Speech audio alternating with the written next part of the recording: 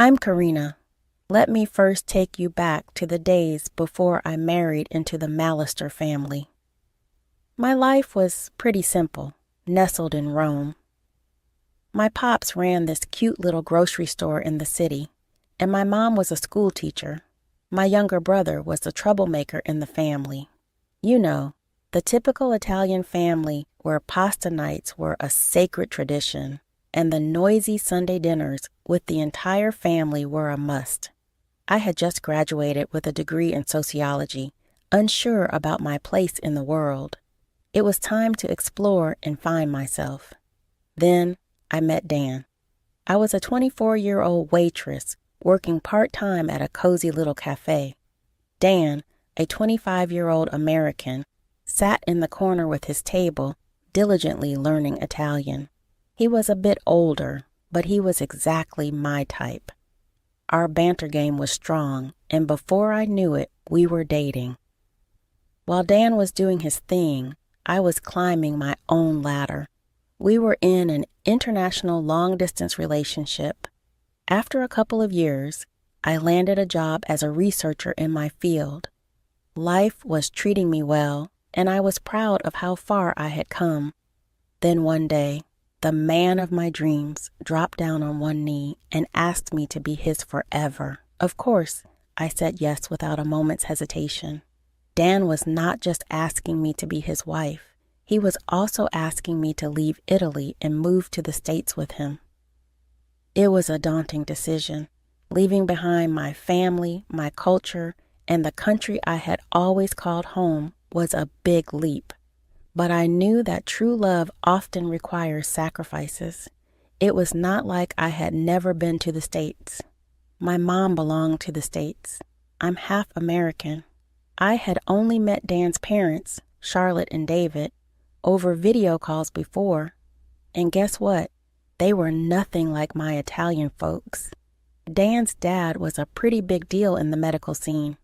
He had his own fancy clinic and was the boss of pretty much everything in the hospital. I mean, the guy had a serious influence on every doctor at the clinic. Dan also had a sister called Ashley, who was married to Sean, one of San Francisco's big shot investors, from what Dan told me. So, our wedding. Now, that was quite the adventure, an Italian girl marrying an American guy in the U.S. My parents and friends came all the way, and it was this amazing cultural fusion. The day was full of joy and celebration, marking the start of my life as Dan's wife. Just 4 months into this whole married life thing, I found out I was pregnant. It was like this roller coaster of emotions. We were thrilled, of course, but also nervous. We had our careers to focus on, and becoming parents was a big, daunting step. But here's where it gets even more interesting. It turned out my pregnancy was not the only one in the family at that time. We hosted a dinner for the whole family to announce the good news. Hey everyone, we've got some big news to share. Yeah, guys, you might want to sit down for this. What's up? Spill the beans, guys. We are having a baby. Karina's pregnant. Yep, our family's about to get a little bigger. Wait, seriously? You guys, I'm going to be a grandmother finally. Hold on, I don't want to steal your spotlight, Karina, but how about we share it? What do you mean, Ash? I was planning a different little get-together for this announcement, but I guess I'll just have to say it. I'm also pregnant. We're going to have 2 babies in the family. Yeah, we're going to be parents as well. Oh my God, Ashley, double the fun, huh? Yeah, and double the trouble too, I'm sure. I'm going to be a grandma to 2 babies. This is such a blessing. Mom, we're going to give you a run for your money with our 2 little cuties.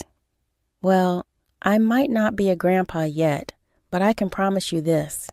I will give you the best gynecologist from my hospital. Double the expertise for our moms-to-be. Thank you, David. That is really sweet of you.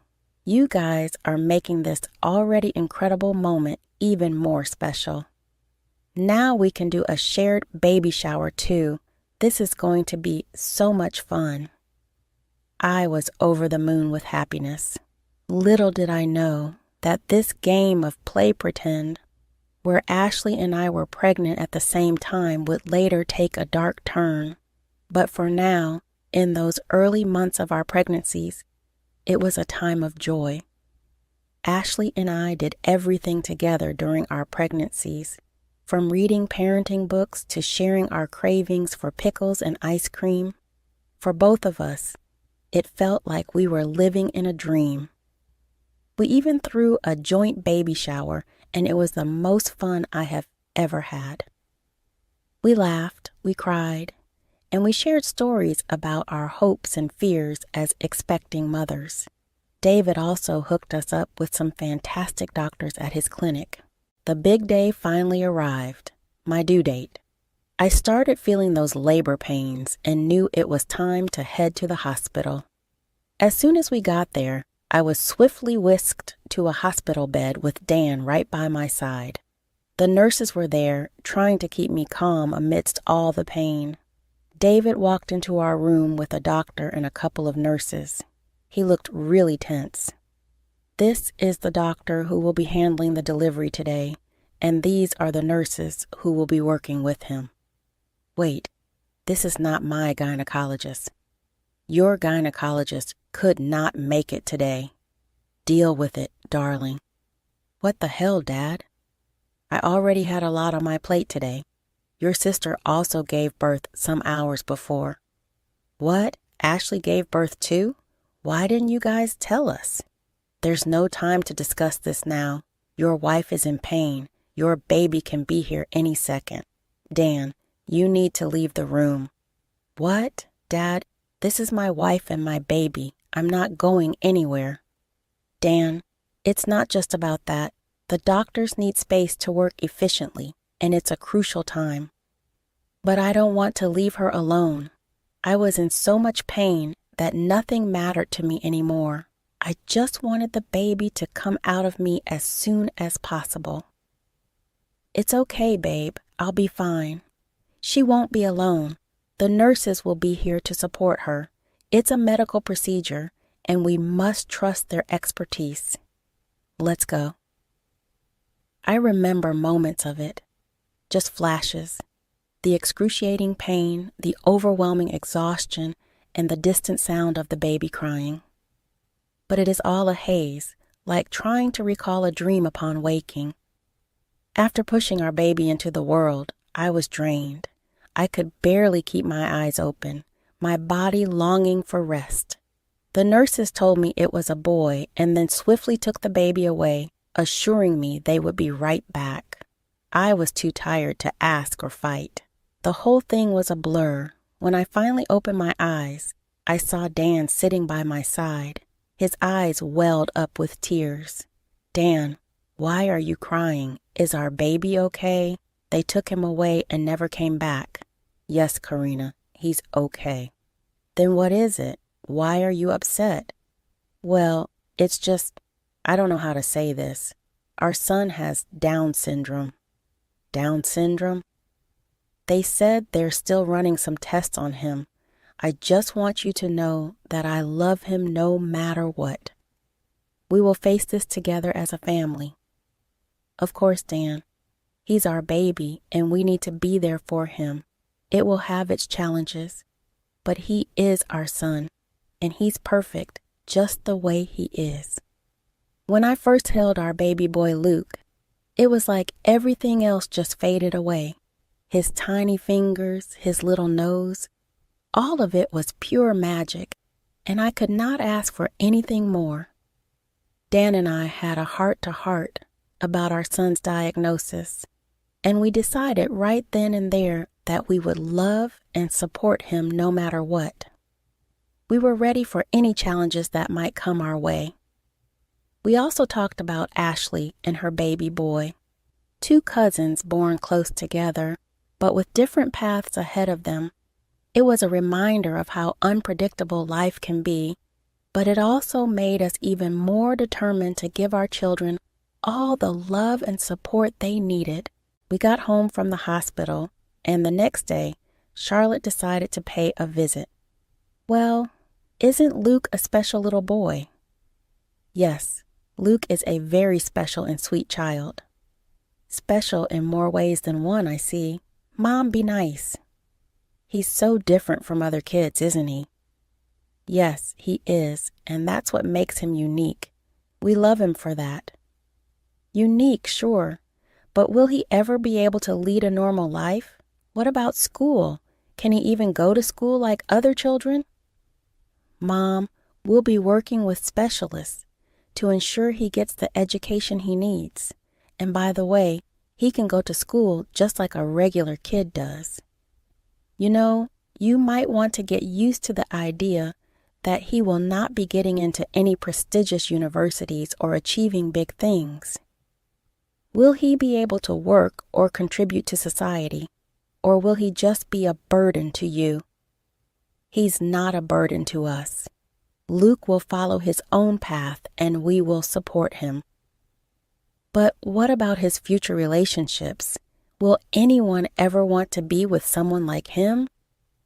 Mom, don't be so insensitive. Can we please talk about something else? How about you give him a chance and play with him sometime?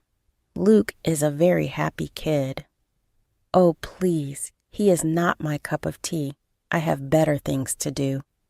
Everyone came to check out our little baby boy, but you won't believe it. Ashley didn't even bother giving us a ring. I mean, I get it. She's got her hands full with her own newborn and obviously wanted to take care of herself and her baby boy, but she didn't reach out to us or even answer our calls. Considering the bond we shared and the fact that she was now experiencing motherhood too, I had expected her to at least send a congratulatory message or find a moment to call. But finally, 3 weeks after the birth, she called us back. Hi, Karina. I'm so sorry I've not been in touch. It's been hectic with the baby. I understand, Ashley. I also heard about Luke's condition. I'm sorry about that. It's all good. We love him no matter what. Everything good on your end? How's baby Nick? Yeah, he's good. Hey, Karina, I just wanted to say that Luke deserves some extra love. Please take good care of him. Of course I will. We should plan a meetup soon and introduce our babies to each other. The first year of being a mom was like a wild roller coaster ride, full of highs and lows. Nick and Luke celebrated their first birthdays together, and it was a momentous occasion. Watching them giggle and play together was heartwarming, but my relationship with Ashley had shifted, and we grew more distant. It was hard to put a finger on what had changed, but our once solid friendship was fading. To make matters worse, Charlotte did not seem to warm up to Luke. It was as if she could not accept him because of his condition. Her indifference stung, but I knew that it was likely a result of ignorance more than anything else. Let me tell you, dealing with Charlotte's insensitivity was like a never-ending frustration. She never gave Luke a chance, always acting like he was some alien kid.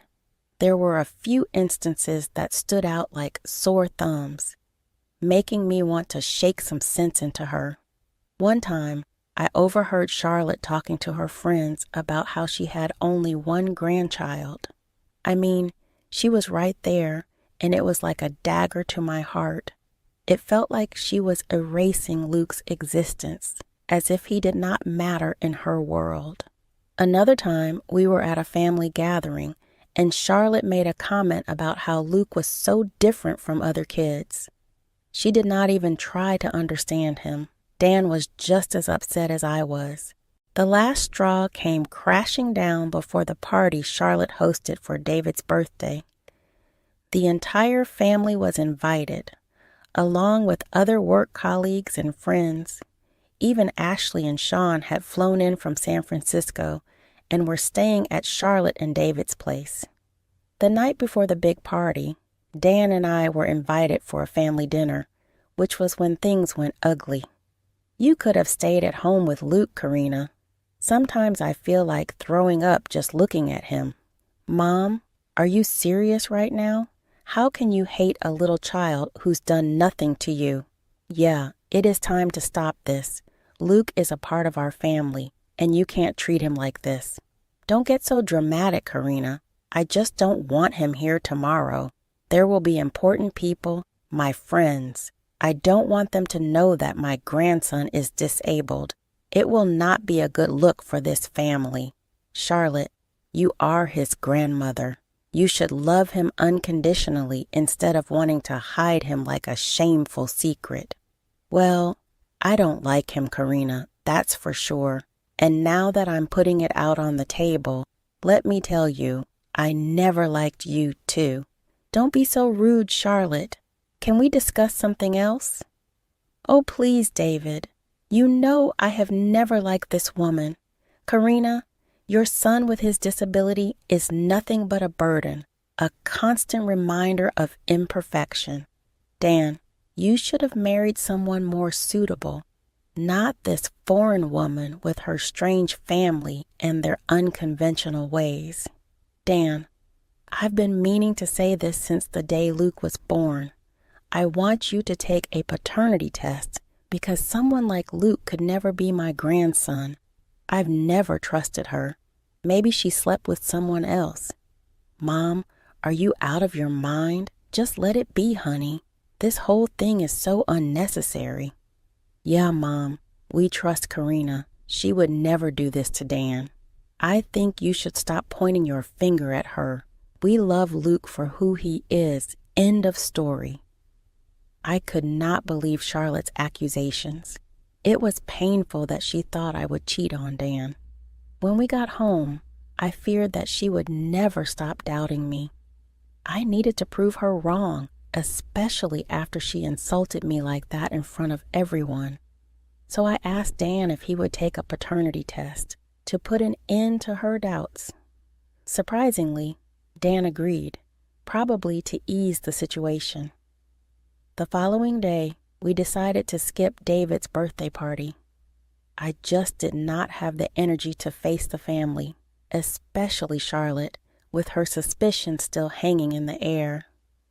Dan brought home a DNA test kit, and we gathered the samples as requested. We anxiously waited for the results, and those 3 days felt like an eternity. When the results finally arrived, it was the worst news imaginable. They showed that Dan was not Luke's biological father. I was very confused. There was no way that this could be possible. Karina, I can't believe it. Are my mom's doubts true? Did you really cheat on me? I'm trying hard to believe you, but this time, this is medical proof. You see, this can't be possible, Dan. What if there was a mix-up at the hospital? Come on, Karina. This is not some movie. I'm pretty sure something must be wrong. How about I take a maternity test? I would seriously want you to do that considering the position I'm in right now. I'm sorry, of course. The tension in our house was unbearable those 4 days as we anxiously waited for the results of the maternity test. The accusation had cast a shadow of doubt, but I understood that Dan was struggling with the situation just as much as I was. I could not blame him. Anyone would be stressed in these circumstances.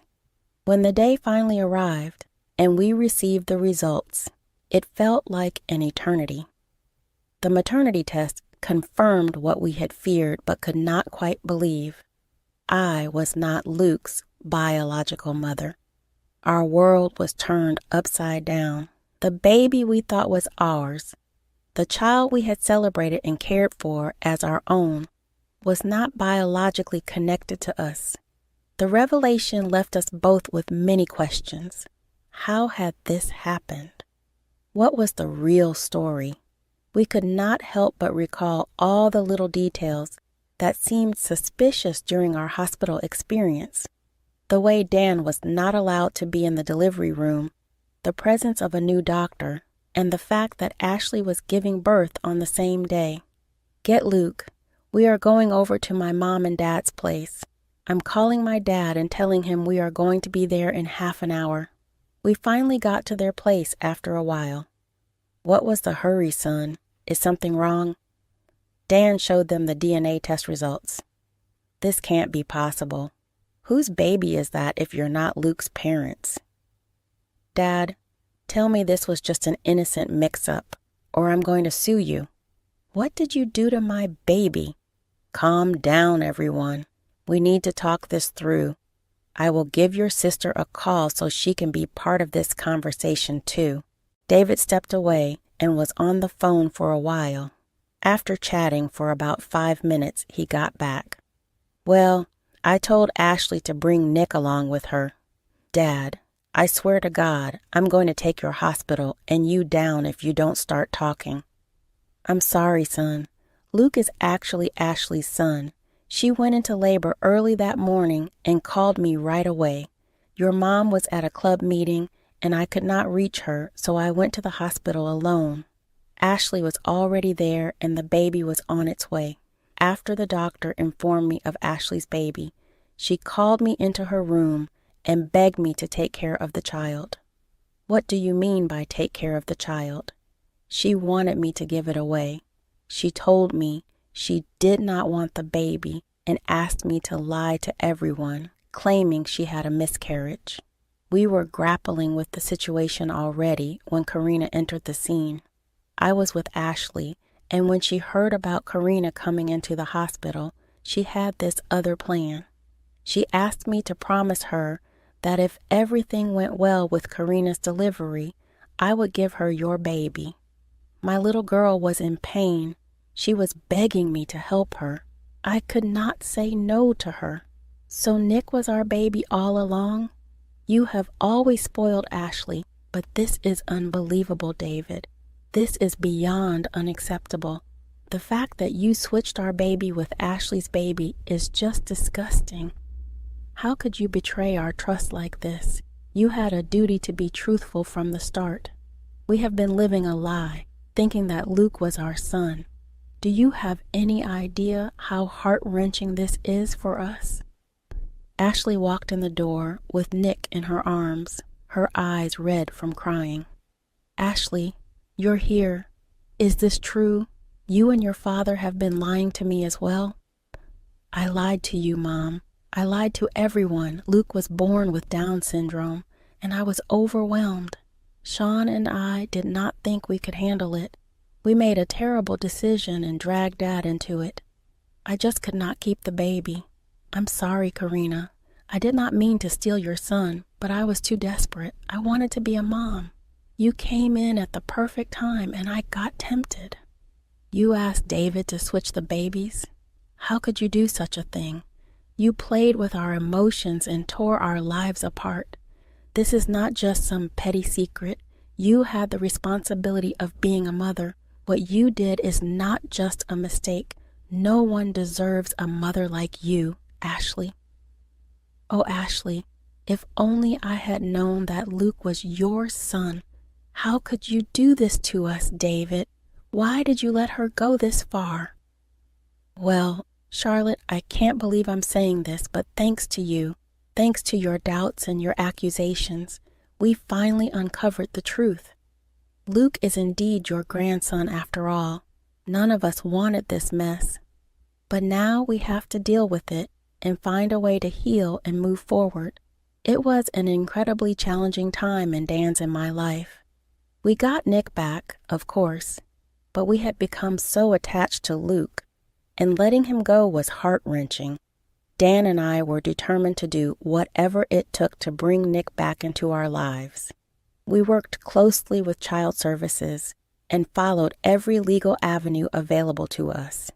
Child services took Luke away from Ashley and Sean. Ashley and Sean faced 1 year in prison. We legally fostered Luke, bringing him back into our home with open arms. David faced the consequences of his actions. Not only was he in prison for 2 years, but he also faced the loss of his medical license. After the heartache caused by the events within our family, we decided to cut ties with Dan's family. It was not a challenging decision at all, as their actions had been incredibly toxic. From Ashley to David to Charlotte, the toxicity had taken its toll on us. We are also planning to move to Italy next year. We decided we wanted to raise our kids with their maternal grandparents around. While I will not say I'm over the moon about how things unfolded, I do believe in karma, and it seems like it caught up with everyone in its own way. Right now, we're just focusing on giving our kids a loving and caring home filled with all the good stuff.